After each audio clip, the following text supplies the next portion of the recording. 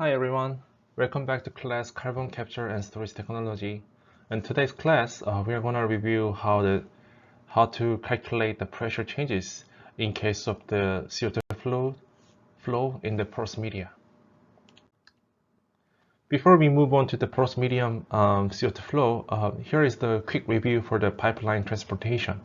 For this, we review the phase diagram of the CO2, and with a given CO2 injection rate or the transportation rate, we have to calculate the Reynolds number in the given pipeline system, and based on the Reynolds number, we have to tell whether it's laminar or the turbulent flow. And from the Darcy-Weisbach equation, we were able to get the pressure loss due to the friction. And basically, this is what we reviewed in the last class. And on the right-hand side, we have one phase diagram where we have a brief overview how the CO2 is transported. So once we capture the CO2, this will be around this location, around the around the atmospheric pressure, and around the room temperature. And from there, we have a series of the compression process so that we can liquefy the CO2 here. And then typically when it's transported in the pipeline system, then we keep the pressure and the temperature within this red box. And also, in case we are transporting the CO2 from the vessel, like a ship, then we are reducing the pressure but lower the temperature so that we can keep it in this triangle yellow box. And once we transport the CO2 in the location we are sequestrating, once we inject the CO2 into the subsurface, then the pressure will be higher than that, and also the temperature will be also high, given that the deeper, the higher temperature. So once we inject the CO2 into the subsurface, and typically they are mostly remain as the supercritical state, but if it's a shallow CCS, then some of them may remain as a liquid state here, but mainly for most of the CO2 injection storage into the subsurface, they are for a supercritical state. And in the previous lecture, we haven't covered, but here are more topics that we can consider to include, such as the impurity of CO2. We only change the pressure and the temperature, but the impurity can be another variable to tell the property of the CO2, and also multi-phase flow in the pipeline. In case we have more than one phase in the pipe, then pressure losses will be following the different correlations, so we have to recalculate how the pressure rate changes. And also heat transfer. Up to here, we consider the pipeline was isothermal case or the condition, but in case we have a heat transfer or the flux across the pipeline, then we also need to consider that influence so that we can get more accurate value of the pressure changes over the pipe transportation. And also in the last class, we briefly overview the property of rocks. So from now on, we are discussing the CO2 flow in the porous media or rock. So, and then rock, we don't have such pipeline, and instead we have a very small pore draught or pore system in the rock where we can inject the CO2 and the store. Here we have a key variables that are related to the rock, and the first one is porosity, and the second one is permeability, which will be covered in the later of today's lecture slide. And then third and the fourth and the fifth one is compressibility, wettability, and the capillary pressures. Once we change the pressure in the pore of the rock, then the rock grain or the matrix itself may expand or shrink it depending on their change of the pressure. So that's what the compressibility for. And given that once we inject the CO2 into the subsurface, it will be a multi-phase system, because we have a brine, which is the initial fluid that we have in the aquifer, and also that will be mixed by the CO2 that we just injected. So the wettability indicate for the perspective of the rock surface between the brine and the CO2, which fluid they are more likely to be contact. So that's what the wettability is, and basically based on the wettability, the capillary pressure is also observed. So typically the CO2 is non-wetting phase, and then the water is the wetting phase, and even in the same location, in the same condition, the pressure of the CO2 and the pressure of the brine will be different, and that difference are characterized by this capillary pressure, and the equation are given here. So non-wetting phase, which is CO2, minus wetting phase, which is brine, will be the capillary pressure in the pore system.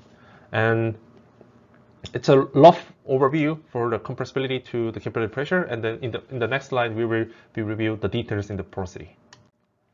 First of all, the porosity, the definition of the porosity is a volume fraction of the pore space in the rock system.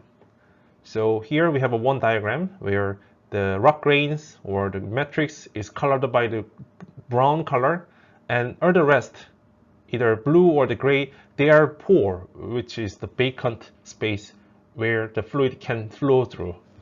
In this particular example, we have two different fluid. First one is brine or water, and the second one is CO2, which is colored by the gray color.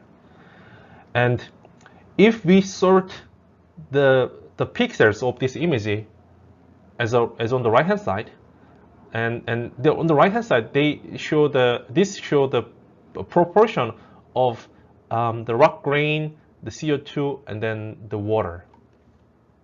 If we measure the volume that is taken by either water or CO2, then there will be the pore space or the pore volume, and then the rest gonna be the matrix volume, and summation of the matrix volume and the pore volume, which is total volume, will be called the bulk volume. So the porosity, which is openly indicated by the pi, is defined as pore volume over bulk volume, and as this is a fraction, the porosity should be ranged mathematically ranged from 0 to 1, but in the most of the rock, it cannot be close to the 1, and the typical range of the porosity is about 30% to 8%. If it's a 30% of the porosity, that means the rock is unconsolidated and well sorted, so it's very promising for the CO2 injection or the storage. And the 20% is okay. It's a clean and it's well sorted, but a bit more consolidated, but it's good enough to inject CO2 and store it.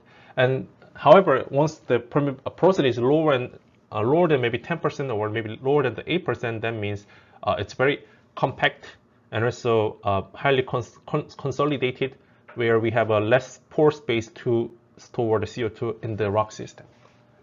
And here we have several different examples for the reservoir rock. And the sandstone, limestone, and dolomite are three most commonly found reservoir rocks, and their maximum porosity is about 25% for the sandstone and the limestone, and then for the dolomite it's about 30%. And here we have another view of pore system. If the rock grain is highly compact, then we may have a less or no porosity, and as it's more unconsolidated, then we have more pore space and more pore space. And among that pore space, can be taken by either CO2 or the brine in the CO2 injection. So, and the saturation is basically a portion of the specific fluid to the total pore volume. We can have a saturation of the brine, and also we can have a saturation of the CO2. So from the previous figure, where we have a pore space here, so this blue are the brine, and then the gray are the CO2. So if we divide the volume that is taken by the brine over the pore that is here, there will be a saturation of the brine. And also, if we measure the volume that is taken by the CO2, and that divided by the pore, then will be a saturation of the CO2. So basically, if there's only brine and CO2, then summation of the brine saturation and the CO2 saturation always should be equal to 1. So that's why the CO2 saturation can be also written as 1 minus water saturation, because their sum should be always 1, right? this one should be brine, not the water. So sometimes we use the brine and the water interchangeably in this lecture slide. And then here we have several methods, actually a couple of methods to measure the porosity. First method is called well logging. So when we drilling, if we put the well logging device on one of the bottom assembly of the drilling process, then we can measure a property, like a sonic property or neutron property or density property of the formation. And by using that and having correlation between these property to the porosity, we can derive the porosity throughout entire well trajectory. So this is what well logging, and on the right hand side we have one example of the well logging. So it shows the depths in the y-axis and then different porosity here and then in the last column as well. So the well logging, as we can cover the entire trajectory of the well, we have a wide range of the coverage for the measurement, but the resolution is not that great.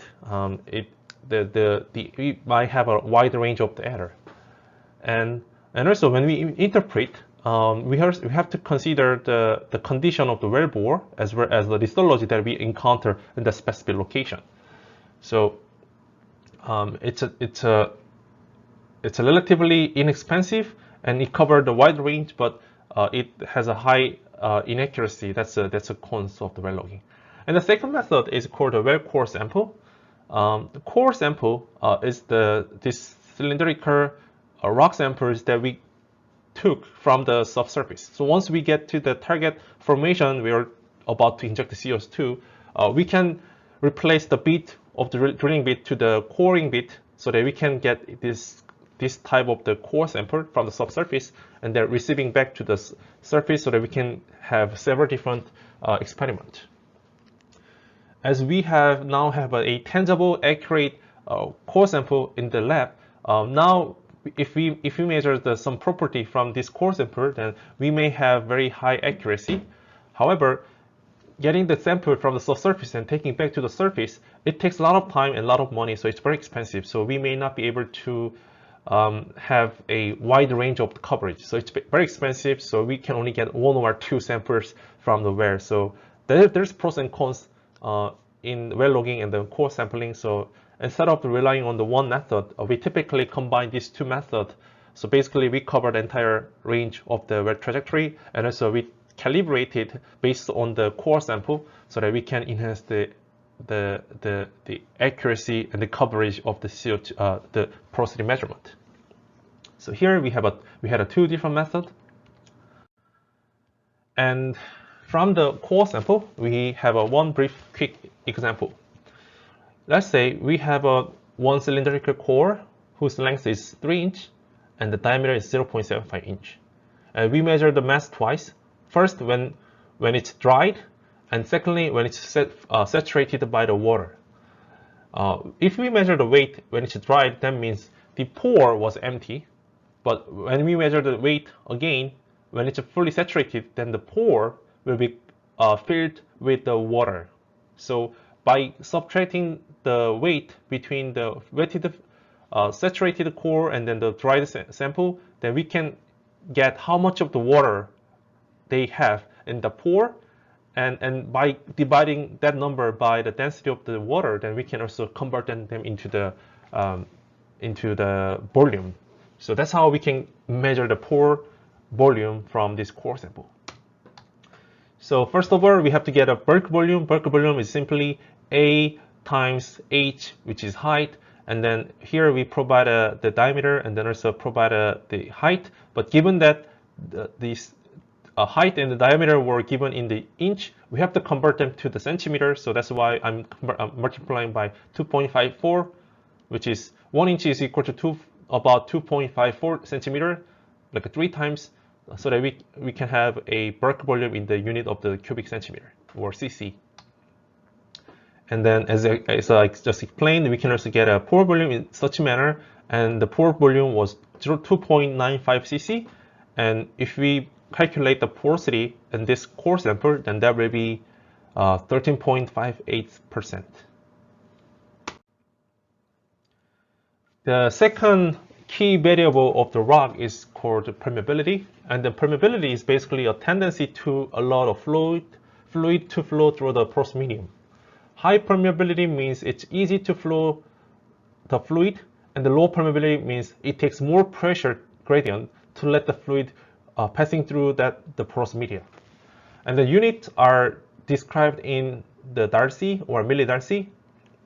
And the unit, the dimension for the millidarcy or the Darcy is equal to the area, which is the square of the length. And if we convert 1 Darcy to the SI unit, which is the meter square meter, then it will be 9.87 times 10 to the minus 13 square meter. So it's very small, it's very small units. So that's why instead of using or keep using the SI unit, we often use Darcy or millidarcy in the system. And here we have one example where we had a higher pressure on the top and the lower pressure in the bottom, and then between the rock grains we have a pore throat, and through the pore throat the fluid is coming down from the top to the bottom because we have a higher pressure on the top. So basically how permeable or impermeable rock is determined by the size of the pore throat and how the pore throats are connected or unconnected to each other. So if a pore throat is large and they are well connected, then it indicate the high permeability. If it's not, then it means low permeability. And again, this figure shows the different scale of compaction. And of course, the more compaction means less permeability or maybe no permeability, and then less and less compaction indicate the more connection in the pore network, and also larger pore throat, so that we can have a higher permeability as well as higher porosity. Here we have a typical range of the permeability of rock. So if the permeability is less than 1 millidarcy, that means it takes a lot of pressure to inject CO2 into the subsurface. So it's a poor quality. And if it's larger than 1 and less than 10 millidarcy, it's a fair, so we can still inject the CO2 in it. And if it's larger than 10 and 50, it's moderate. And if it's larger than 50, it's a good quality. So anything above 250 millidarcy, it's a very good case where it's not openly found. So our main target is about between 1 millidarcy to 250 millidarcy of the reservoir rock. As the comparison, for the tight gas reservoir, where it has a very small permeability, the tight formation may have less than 0.1 millidarcy. So it's very impermeable, but in the tight formation, when we produce the gas, which is very inviscous, so it has very little viscosity. So even in the low permeability, we can still produce the gas in a commercialized scale, and that's why we can still produce the gas from the tight formation. And for the shale gas reservoir, where however, this is the case where the permeability is about 1000 nanodarcy, so that is equal to 0.001 millidarcy.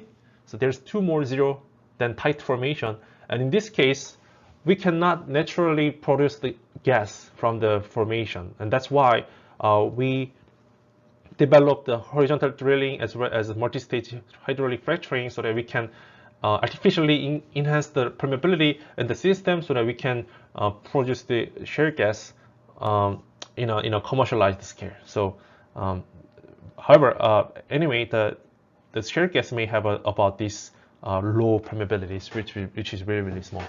And on the right hand side, we also have a typical range of the permeability of the rock.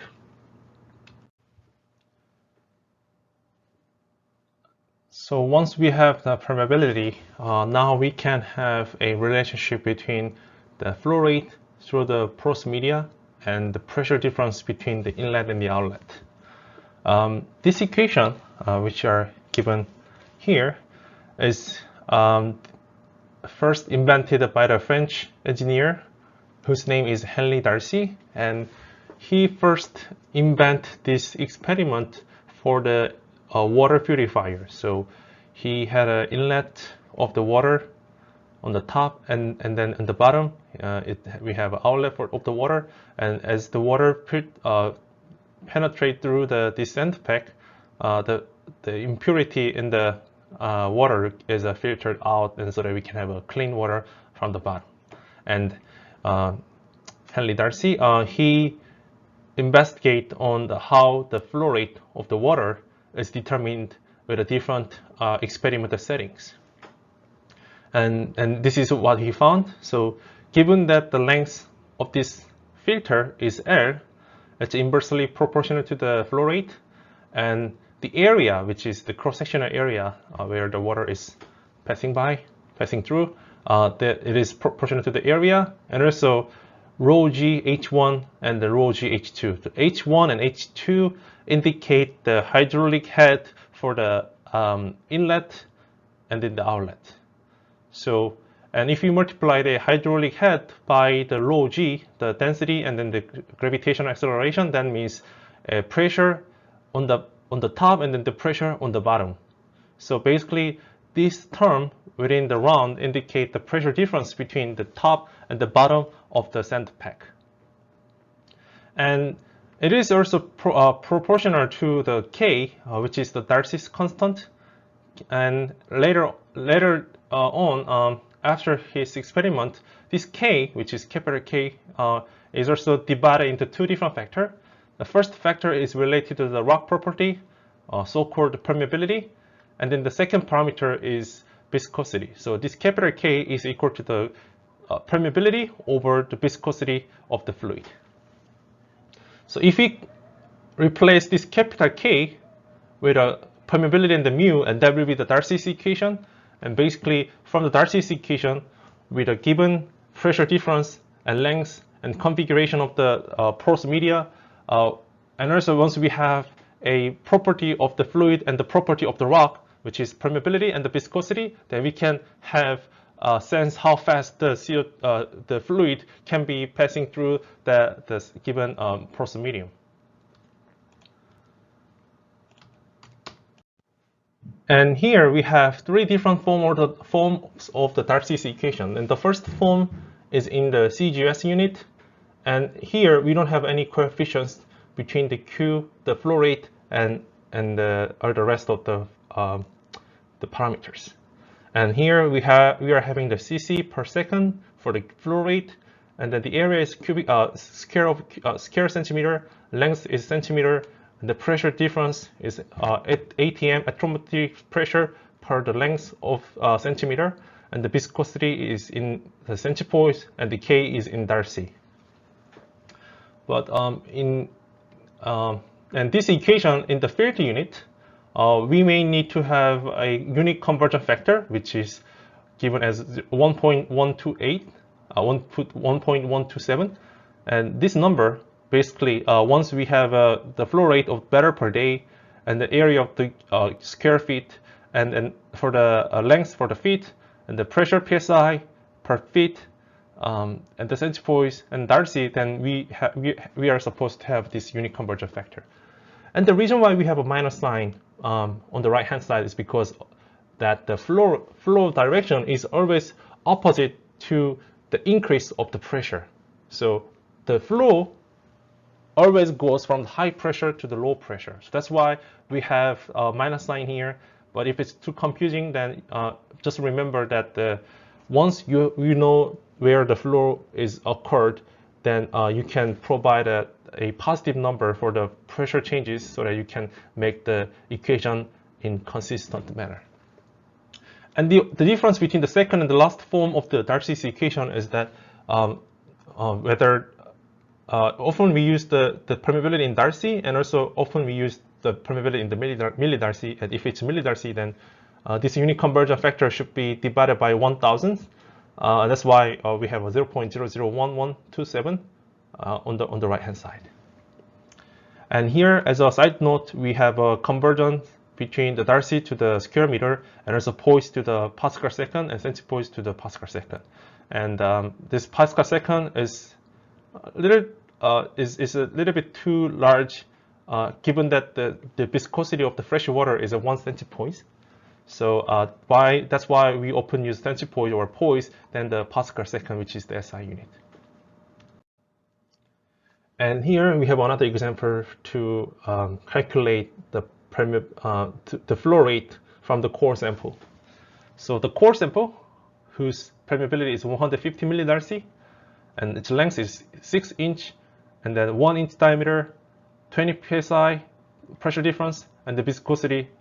This brine had a viscosity of 1.03 of centipoise. So in the previous slide, we had 3 different forms of the equation, and among these 3, we are going to use the last form of the equation. So here we have the unit conversion factor, and the K, it's millidarcy, and the area, it's inch. So that's why we have to divide it by 12 so that we can convert the inch to the feet. And the mu is centipoise, and 20 psi is here, and then 6 inch divided by 12 gonna be the feet, half feet or half foot. So and if you calculate this part, then you will get a 0.0357 barrel per day, and it's equivalent to the 5.667 pi. It's equal to the 5.675 liter per day. And of course, the previous Darcy's equation only works in the linear flow, where the cross-sectional area of the flow constant. But in case of CO2 injection or the hydrocarbon productions, if we have a formation in the subsurface, we may have a well in the center of the cylindrical formation, and basically we are controlling the pressure on the well bore, and the formation may have their corresponding boundary pressures, which is depicted as PE. So PW and PE. And in this particular flow scheme, if we think of how the cross-sectional area evolve with a different distance from the center of the well bore, the further they are, actually, the more surface we will have in this linear flow scheme. And that's why we need to have a modification into the Darcy's equation. And here we have that the modified Darcy's equation for the linear flow. Instead of having the area on the numerator on the right-hand side, now we have 2 pi and then h, which is h indicate the depth of the formation. And also in the denominator, instead of having the length, now we are having the log of RE over RW, and RE is the radius of the formation, and RW is the radius of the well bore. So here we have a well bore.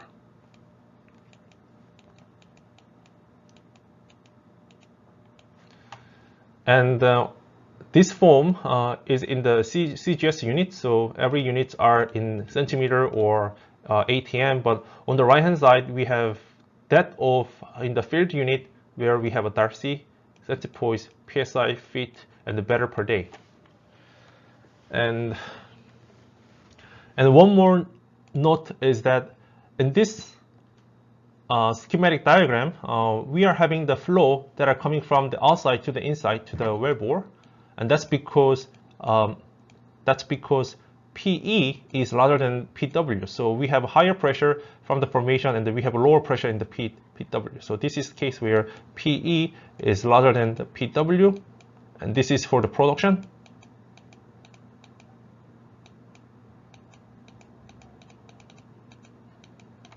And on the other hand, if PW is larger than the PE, then the flow direction will be occurred in the opposite direction.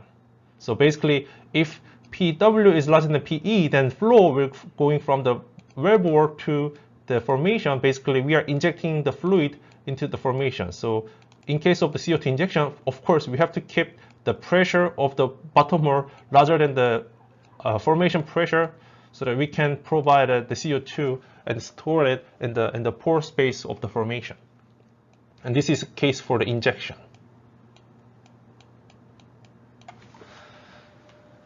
Okay, and this is it. And here we have heterogeneous permeability.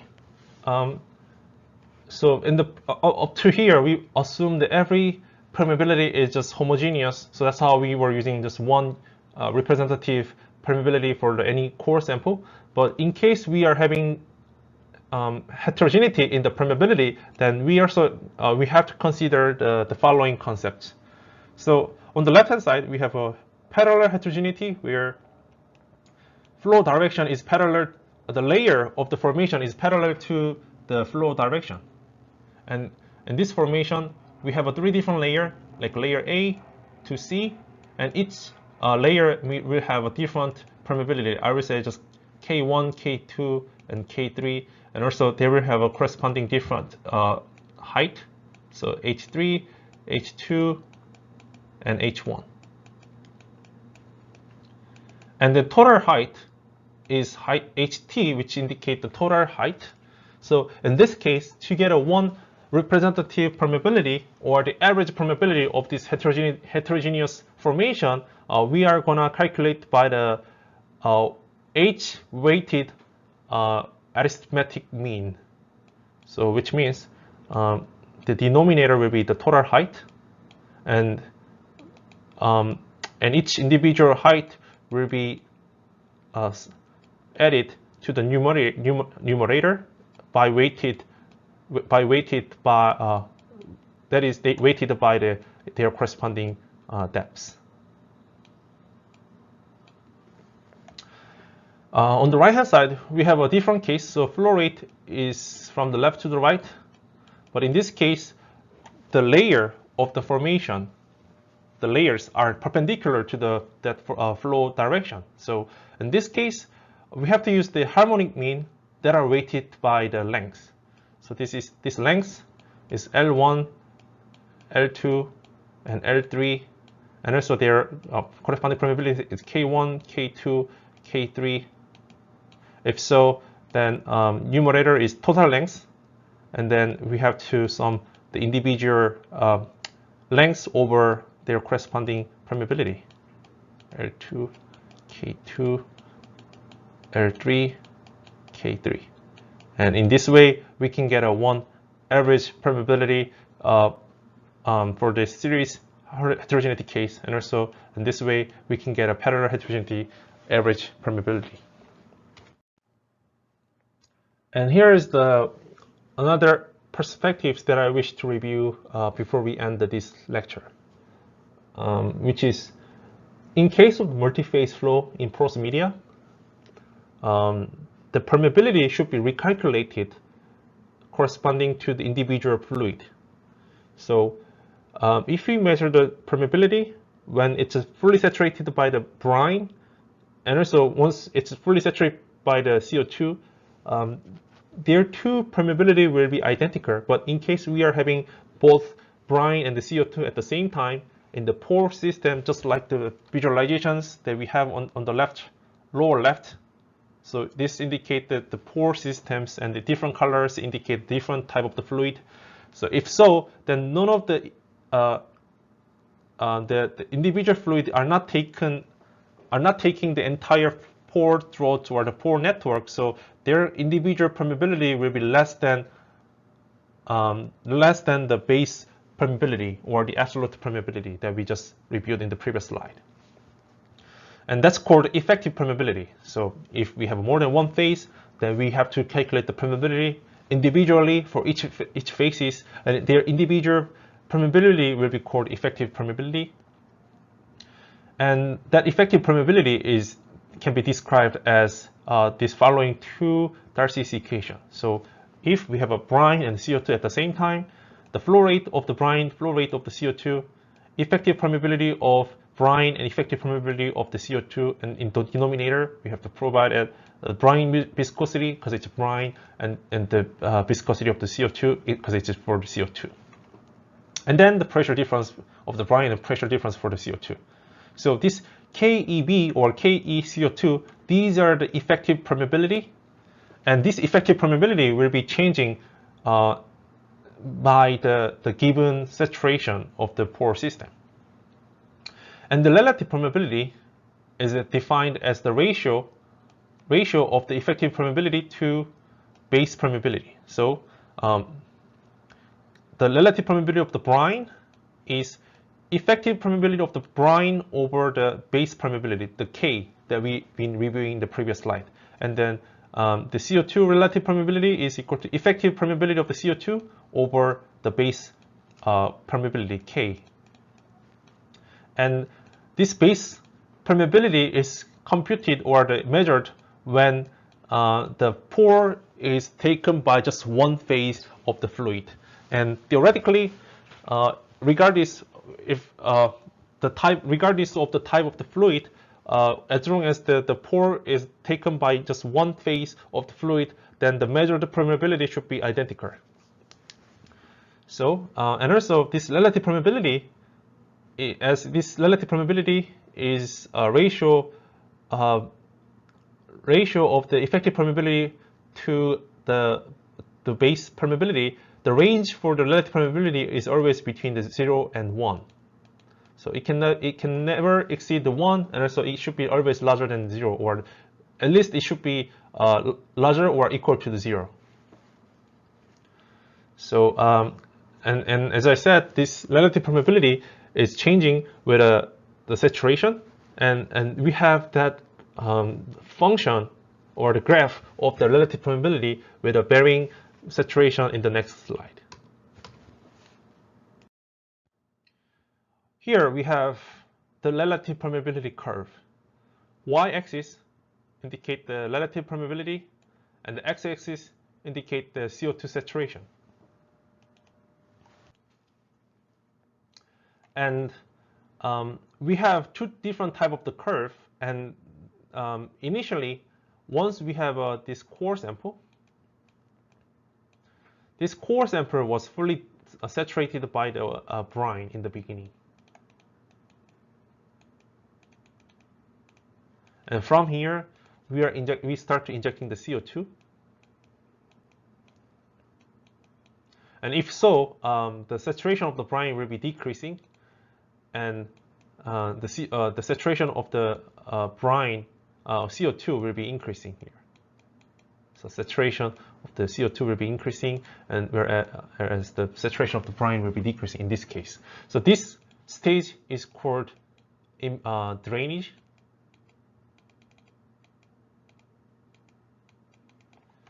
And when we continue this experiment, this saturation of the brine cannot be 0. So it will stop at some point once the saturation of the brine is reached to the irreducible saturations. And after this, let's say when we have the saturation of the brine that is irreducible,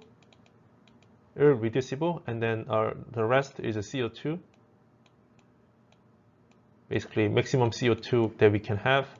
At this point, we can also, from here, we switch the type of the fluid to this core sample, and this time we are injecting the brine to the core. And in this way, the saturation of the brine will be increasing, whereas the saturation of the CO2 will be decreasing. So this stage is called imbibition.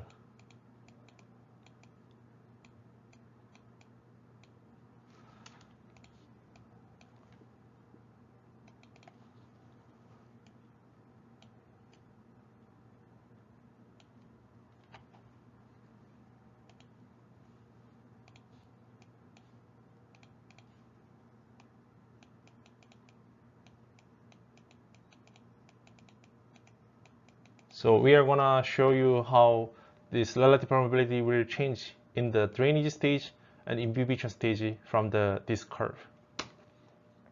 In the beginning, the core was fully saturated by the brine, as I explained here in the drainage stage. And from there, in the drainage phase, we are injecting the CO2 to the core so that the initial relative permeability of the brine was 100% or the 1, and the initial relative permeability of CO2 in the drainage stage, it was 0. But as we are having more and more CO2 in the pore, now the permeability, the relative permeability of the CO2 will be increasing, and also the relative permeability of the brine will be decreasing, and this brine can be removed all the way up to this RW.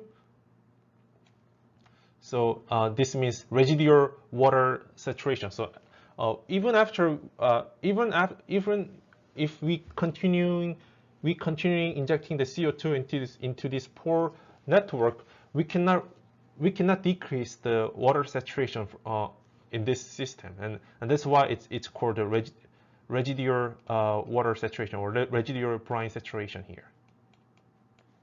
So this is the end of the drainage phase, and start from the beginning. As the CO2 saturation is increasing, the brine relative permeability is decreasing, and then the CO2 relative permeability, it will be increasing up to here. And after this, we change it. By the way, these two curve is drainage curve, and after this, we switch it to the imbibition phase, where we are injecting the brine back to the core sample. And in this case, the relative permeability curve are not going to be the same as the previous drainage curve. So the CO2 relative permeability will be decreasing. So because now after this, the CO2 saturation will be decreasing again, and as the CO2 saturation is decreasing, the relative permeability curve follow this dashed line, and also their corresponding water saturation will be increasing from 0 to here. And these two lines, by the way, is called imbibition curve. So imbibition curve is given as dashed line, and the drainage curve is given as the solid line. And the reason why we have two different curves than just one is because hysteresis in the relative permeability. So basically, so depending on their different phase, we may need to follow the different relative permeability curve, and the relative permeability curve are typically given saturation in the x-axis, and then their corresponding relative permeability in the y-axis. So this is one typical example for the relative permeability.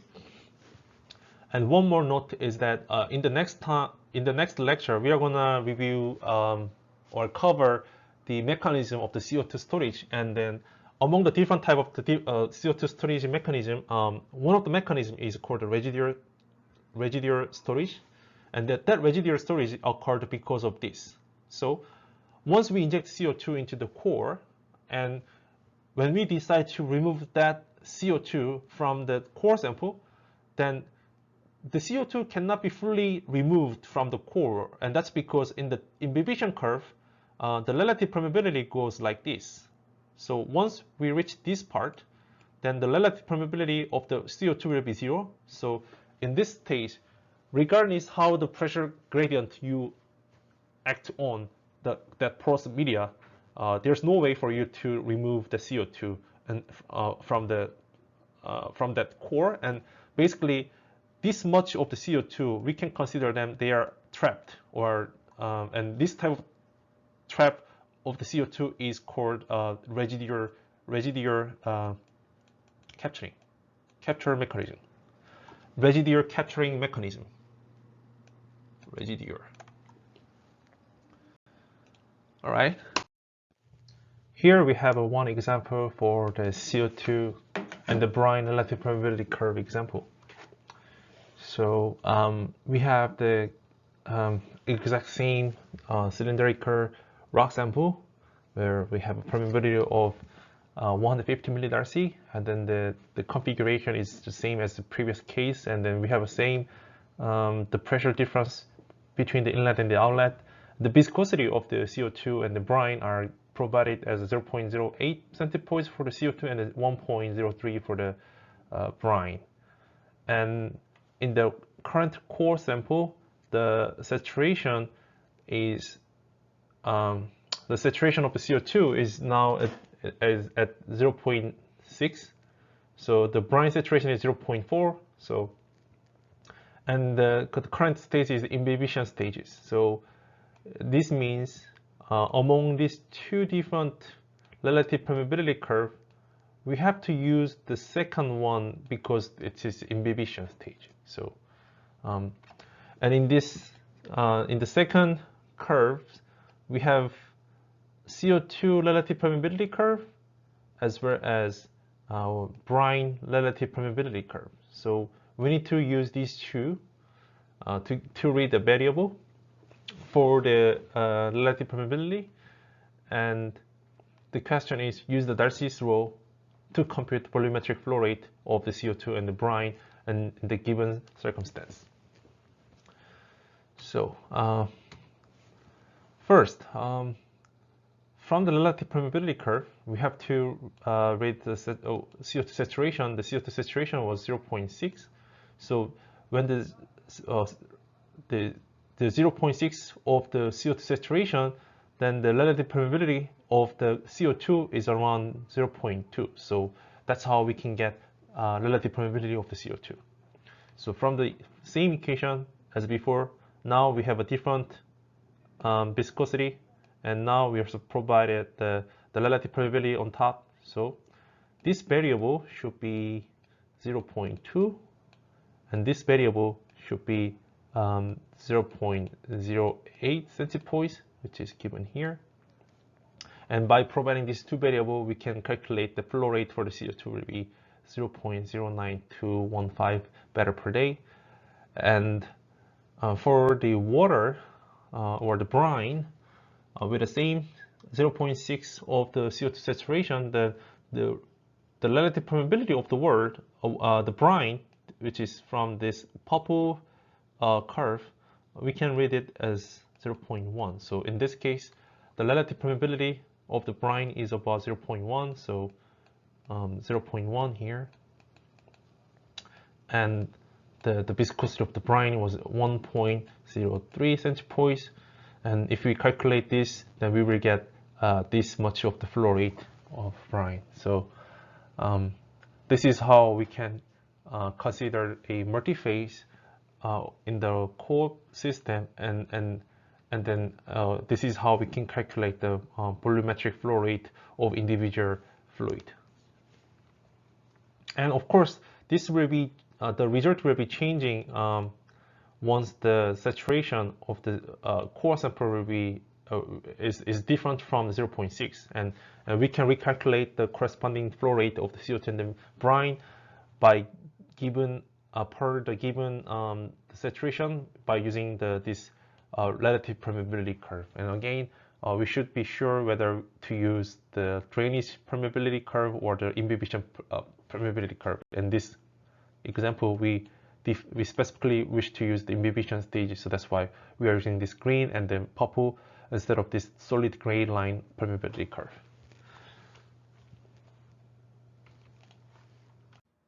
All right, so this is all I prepared for today's lecture, and thank you for listening. And if you have any question, feedback, comment, please feel free to reach me out or TA out. You can contact me via, through this email that is provided here. So thank you for listening. Bye.